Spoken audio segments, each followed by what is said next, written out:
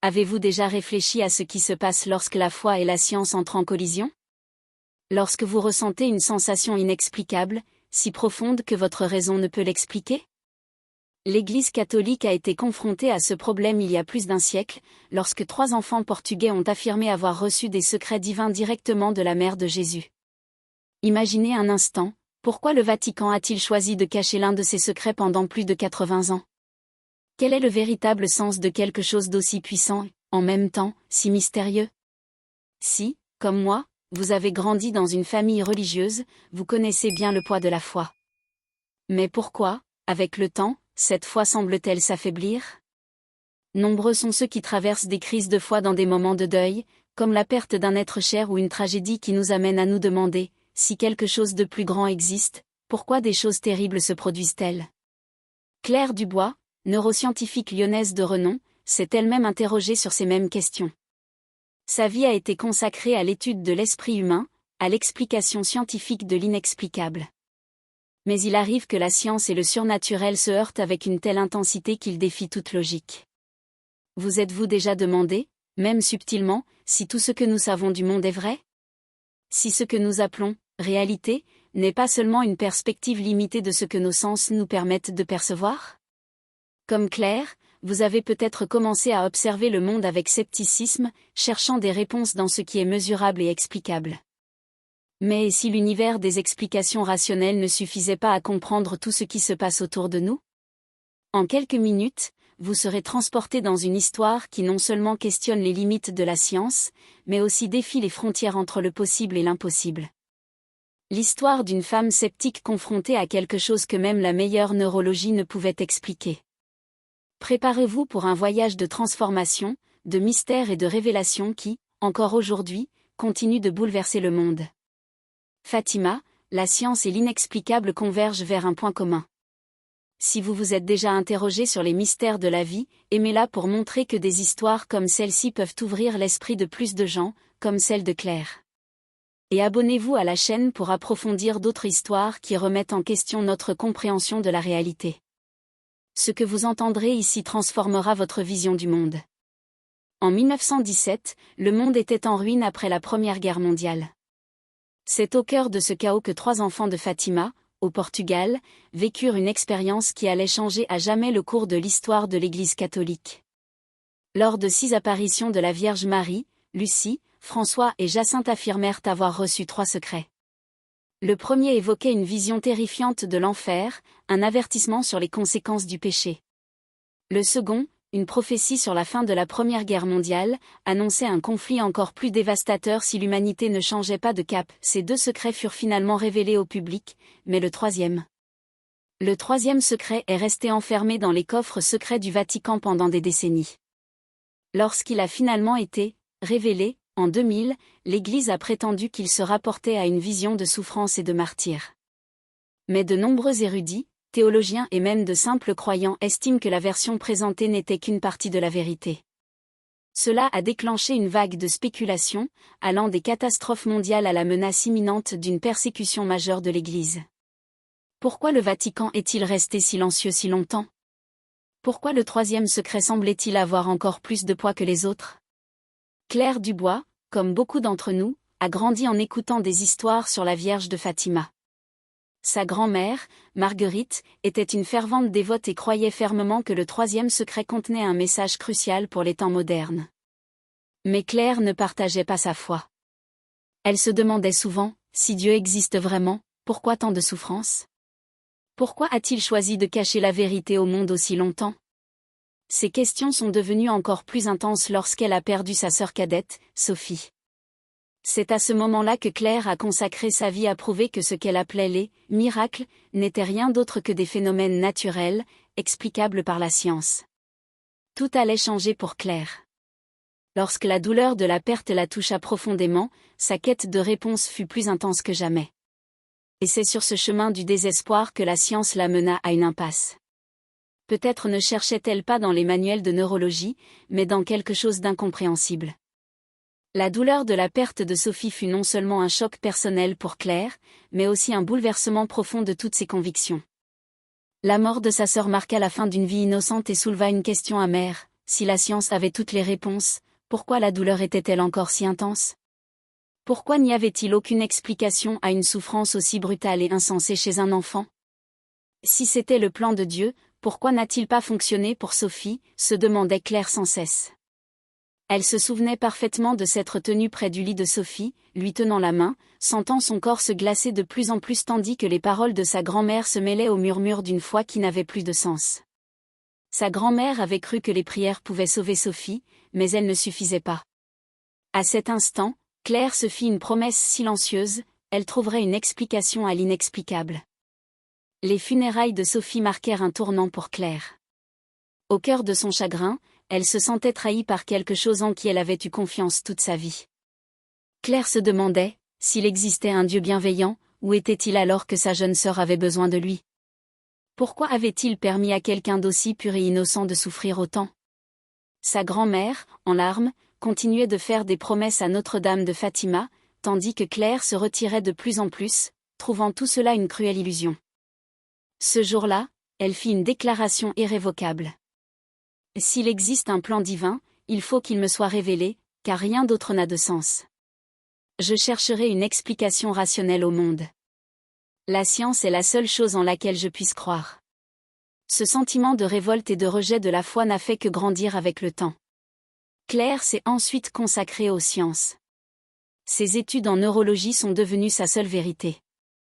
Si la vie était un ensemble de réactions chimiques et électriques dans le cerveau, alors souffrance, vision, miracle, guérison, tout cela pouvait s'expliquer par les neurosciences.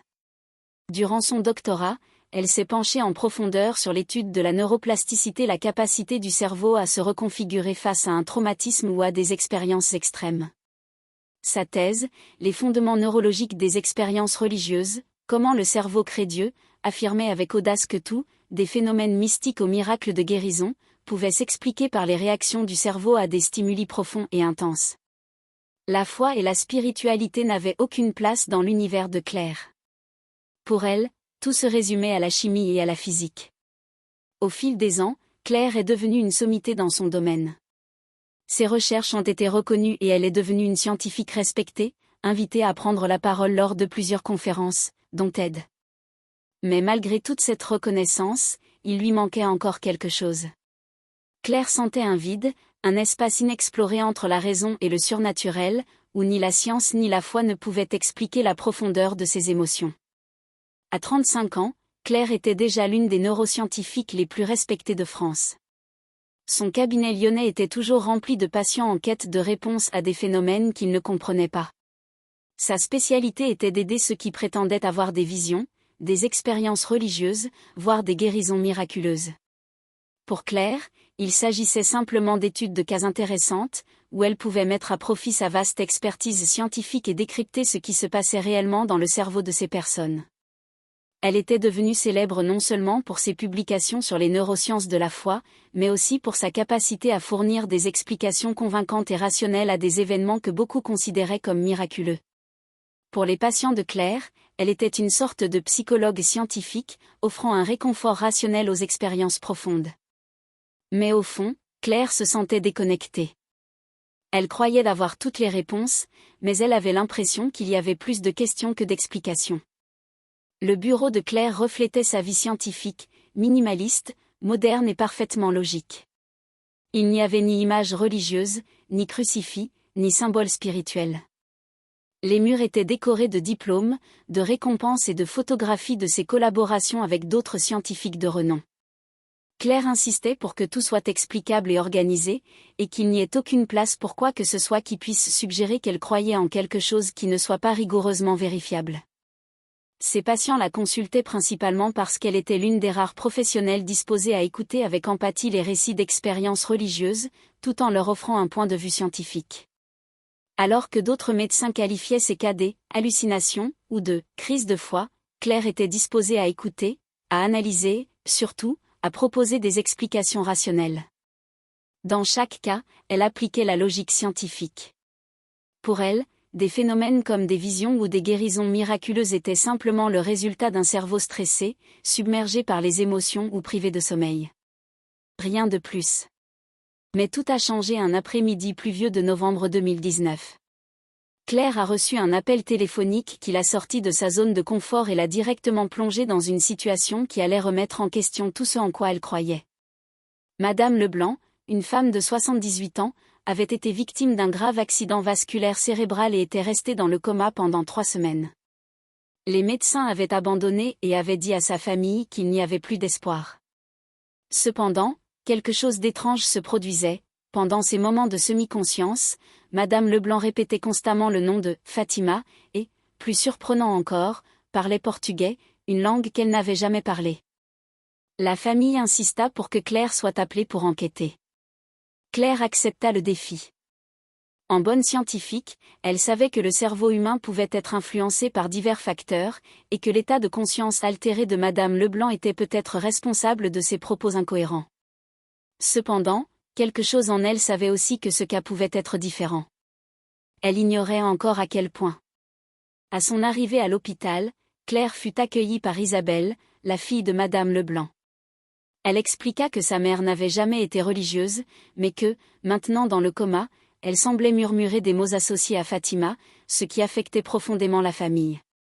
Claire se rendit dans la chambre de Madame Leblanc, où elle était branchée à plusieurs appareils médicaux. La patiente était pâle, faible, et ses signes vitaux extrêmement bas. Tout indiquait qu'elle ne survivrait pas très longtemps. La fille de Madame Leblanc insista sur le fait qu'il se tramait autre chose, quelque chose d'inexplicable. Quelque chose que Claire, rationnellement, tentait d'ignorer. C'est alors que Claire commençait à examiner la patiente que l'inexplicable se produisit. Alors qu'elle touchait le front de Madame Leblanc dans le cadre de l'examen neurologique, les appareils surveillance et constante vitale commencèrent à émettre différents sons, non pas des alarmes, mais comme s'ils réagissaient à une énergie inconnue. Puis, à la stupéfaction de Claire, Madame Leblanc ouvrit les yeux. Elle la regarda droit dans les yeux, avec une clarté saisissante, dit. Le troisième secret n'a pas encore été pleinement révélé. Elle vient montrer la voie. Claire recula, prise d'un frisson. Il n'y avait aucune explication médicale à ce qui se passait. Comment un patient comateux pouvait-il avoir une lucidité aussi claire et directe? Il n'y avait pas à dire, il se passait quelque chose qu'elle ne comprenait pas. Avant de poursuivre cette histoire fascinante, j'aimerais vous demander, avez-vous déjà vécu quelque chose qui a complètement bouleversé votre vision de la réalité? Quelque chose qui vous a fait remettre en question tout ce que vous croyez possible? La science et la foi ont bien plus en commun qu'on ne l'imagine, et ce cas en est un parfait exemple.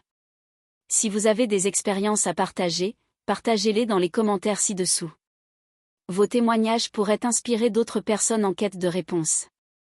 3 jours plus tard, Claire reçut un appel d'urgence, un appel qui la confronta à l'inconnu.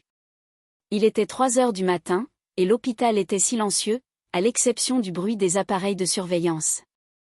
Madame Leblanc était prise de convulsions et les médecins étaient au bord du désespoir. La situation était critique et Claire devait être appelée immédiatement. En arrivant dans la chambre de Madame Leblanc, Claire fut envahie par une étrange sensation. La pièce était différente. Une douce lumière y brillait, comme si l'air autour du lit avait été illuminé de façon surnaturelle. Un parfum de rose, doux et délicat, emplissait la pièce, mais il n'y avait aucune fleur. Cet arôme était inexplicable, et Claire, malgré toute sa rationalité, ne savait que penser. Il se passait quelque chose qui dépassait toute explication scientifique. Dans un coin de la pièce, quelque chose d'encore plus surprenant se produisit. Claire, le regard fixé sur elle, aperçut une silhouette féminine vêtue de blanc et de bleu, affichant une expression d'infinie compassion. L'espace d'un instant, elle crut s'imaginer des choses, peut-être la fatigue l'avait-elle épuisée. Mais lorsqu'elle cligna des yeux, la silhouette était toujours là, nette et précise, telle une présence palpable. C'était une femme, mais différente de toutes celles qu'elle avait jamais vues. Elle semblait rayonner d'un calme et d'une paix si profond que Claire sentit son anxiété se dissiper l'espace d'un instant. La silhouette s'approcha lentement de Madame Leblanc, toujours dans le coma, et posa ses mains sur le front de la patiente. À cet instant, tous les moniteurs médicaux commencèrent à émettre des sons étranges, non pas des alarmes, mais plutôt des réponses, comme s'ils réagissaient à une énergie que les médecins ne comprenaient pas. Claire sentit un frisson lui parcourir l'échine. Sa formation scientifique lui criait que c'était impossible, mais ses yeux voyaient le contraire.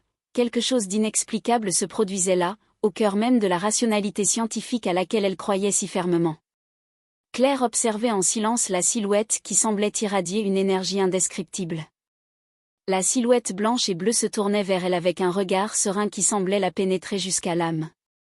Claire restait paralysée, incapable de parler ou de bouger, envahie par un sentiment d'étrangeté qui remettait en question sa compréhension du monde. La silhouette regarda Claire avec un regard d'une sagesse incommensurable, et soudain, les mots qu'elle prononça ne furent pas prononcés à voix haute, mais résonnèrent directement dans l'esprit de Claire, comme un message télépathique. « Ma fille, tu consacres ta vie à expliquer l'inexplicable, mais il existe des mystères que la science ne peut pas encore saisir. Le troisième secret ne concerne pas la fin du monde, mais le début d'une nouvelle compréhension. La foi et la raison ne sont pas ennemies, elles sont partenaires dans la recherche de la vérité. » Claire essaya de répondre, mais ne parvint pas à prononcer un seul mot. Elle voulait argumenter, demander comment cela pouvait être réel, mais les mots ne lui venaient pas. La silhouette continua de parler avec un calme qui semblait provenir de siècles de sagesse. « Ta sœur Sophie va bien. Elle ne souffre plus. Et toi, tu as une mission, montrer au monde que la science peut coexister avec le sacré. Que la recherche de la vérité ne doit pas exclure le mystère. » La silhouette sourit doucement, et ces mots résonnèrent dans l'esprit de Claire. Le troisième secret, Claire, c'est que l'amour divin agit à travers les instruments humains, toi y compris. Ta science n'est pas une trahison de la foi, c'est une forme d'éloge à la création. À cet instant, Claire sentit une paix inexplicable envahir son cœur. Comme si toutes les questions qu'elle avait accumulées au fil des ans avaient enfin une réponse. Ce qu'elle vit et entendit défia son esprit scientifique, mais son cœur sembla saisir la profondeur du message.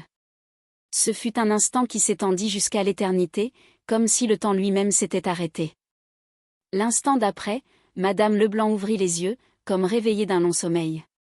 Le moniteur cardiaque, qui indiquait auparavant une lutte pour la vie, affichait maintenant une ligne stable et normale, comme si tous les dommages causés par l'AVC avaient disparu.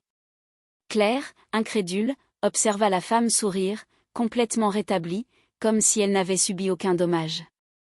La silhouette féminine commença à s'estomper lentement, comme si elle retournait au plan spirituel, mais avant de disparaître complètement, elle laissa un dernier message qui transperça les pensées de Claire. « Souviens-toi toujours, ma fille. L'amour et la foi sont des forces puissantes, plus fortes que tu ne peux l'imaginer. La science permet de comprendre la création, mais le mystère et le miracle sont l'essence de la vie que la science ne peut encore expliquer. » Lorsque Claire cligna de nouveau des yeux, elle était seule dans la chambre d'hôpital avec Madame Leblanc, qui respirait maintenant facilement, souriant comme si elle s'était réveillée d'un sommeil profond et réparateur. Dans les jours qui suivirent, Claire traversa une profonde crise existentielle. Elle tenta de rationaliser ce qui s'était passé. Comment une telle chose avait-elle pu se produire? C'était impossible. La science le disait. Mais les tests ne mentaient pas. Madame Leblanc était inexplicablement guérie. Le cerveau de la patiente, qui aurait dû être irréversiblement endommagé, fonctionnait désormais parfaitement, comme si l'AVC n'avait jamais eu lieu. Claire a examiné chaque détail, examiné les dossiers médicaux, consulté des collègues et passé des nuits blanches à essayer de trouver une explication scientifique. En vain. La guérison de Madame Leblanc défiait toutes les lois de la biologie, de la médecine et des neurosciences. Il n'y avait aucune explication logique à ce qu'elle avait vu. Claire sentait quelque chose se produire en elle, quelque chose qu'elle ne pouvait ignorer. Elle commençait à comprendre qu'elle avait peut-être été emportée par quelque chose de bien plus grand qu'elle, quelque chose qui ne pouvait s'expliquer par les méthodes scientifiques auxquelles elle faisait en confiance. C'est alors que Claire décida, pour la première fois de sa vie, de mettre de côté sa perspective scientifique limitée. Elle se rendit au Portugal, visita le sanctuaire de Fatima et s'immergea dans les secrets et les prophéties révélées par les enfants de Fatima. Elle discuta avec des théologiens, des historiens et des spécialistes du phénomène, tentant de comprendre ce qui se cachait réellement derrière le troisième secret. Ce qu'elle découvrit fut plus intrigant qu'elle n'aurait pu l'imaginer. Si la version officielle du Vatican évoquait la persécution de l'Église et la vision d'un pape martyr, d'autres interprétations suggéraient quelque chose de bien plus profond et spirituel. Certains pensaient que le troisième secret concernait l'éveil spirituel de l'humanité et la compréhension du lien entre la foi, la raison et le divin. Claire commença à comprendre que le « secret » n'était pas facile à percer ou à expliquer. Peut-être s'agissait-il d'une révélation sur la nature même de l'univers, sur le lien entre l'humain et le divin, quelque chose que la raison seule ne pouvait saisir. Peu à peu, Claire a commencé à intégrer ces découvertes à sa perspective scientifique. Son expérience au Portugal l'a aidée à comprendre que la science n'était pas erronée, mais plutôt incomplète. Elle a compris que foi et raison n'étaient pas opposées, mais complémentaires. Ce que la science ne pouvait pas encore expliquer pouvait coexister avec la recherche scientifique. Claire a décidé d'étudier les neurosciences plus ouvertement, en étudiant des cas d'expériences mystiques, de guérisons inexpliquées et de profondes transformations de la conscience, sans pour autant exclure la possibilité que la foi puisse être une force réelle et tangible. La nouvelle perspective de Claire a transformé sa carrière scientifique. Elle a commencé à mener des recherches intégrant non seulement les découvertes neurologiques, mais aussi les aspects spirituels et émotionnels de l'expérience humaine. Elle a créé un protocole de recherche révolutionnaire, étudié les phénomènes spirituels et miraculeux avec une rigueur scientifique, sans pour autant nier l'existence de mystères encore hors de portée de la science.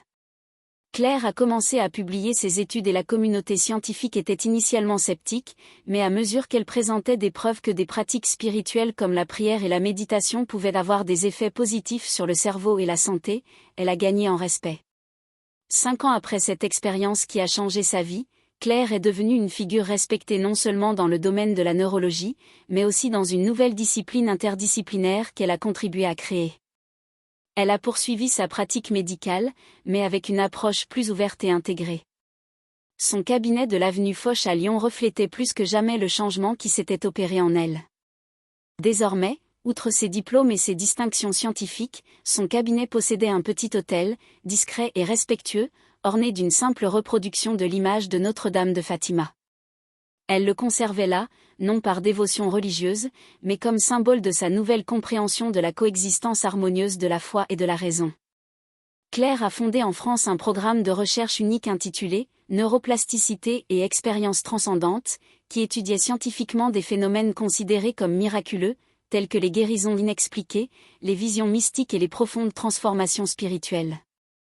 Les recherches de Claire ne rejetaient pas la science traditionnelle, mais en repoussaient plutôt les frontières, cherchant à comprendre les mystères de l'être humain de manière plus large et plus inclusive. Au début, la communauté scientifique était sceptique. Elle était souvent ridiculisée pour ses idées novatrices et pour avoir suggéré que la foi pouvait jouer un rôle dans le processus de guérison et de transformation humaine.